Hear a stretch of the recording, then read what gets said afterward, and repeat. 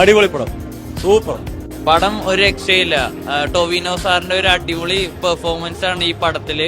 നല്ല മേക്കിംഗ് ആയിരുന്നു. നല്ല മേക്കിംഗ് ആണ്, കാണാൻ നല്ല രസം, നല്ല പടം തന്നെയാണ്. സ്റ്റാൻഡേർഡ് ലെവലിൽ എടുത്തൊരു പടം. സാധാരണ നമ്മൾ കാണുന്ന ഒരു അന്വേഷണ കഥകളൊക്കെ ഉണ്ടല്ലോ, അതിൽ നിന്നൊരു ചെറിയൊരു ഡിഫറൻസ് ഉണ്ട്. ഒരു കൊള്ളാം, വില്ലനൊക്കെ കൊള്ളാം. ടോവിനോ നല്ല അടിപൊളിയായിട്ടുണ്ട്. ലാഗൊന്നും ഇല്ലാതെ നമുക്ക് കണ്ടിരിക്കാം. ഒരു ടോവിനൊക്കെ നല്ല അടിപൊളിയായിട്ടുണ്ട്.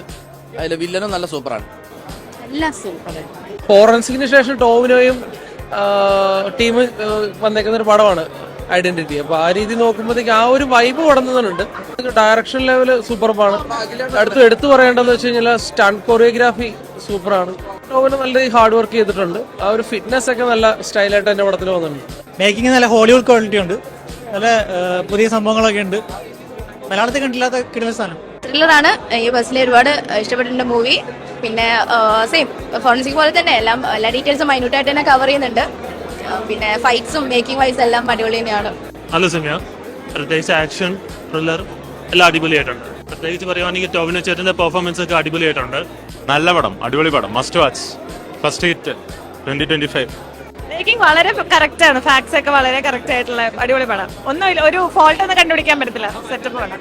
ന്യൂ ഇയറിന് കാണാൻ പറ്റിയൊരു പടമാണ്. എല്ലാം ഉണ്ട്. ത്രില്ലറാണ്, ഇമോഷൻസ് ഉണ്ട്, സസ്പെൻസ് ഉണ്ട്.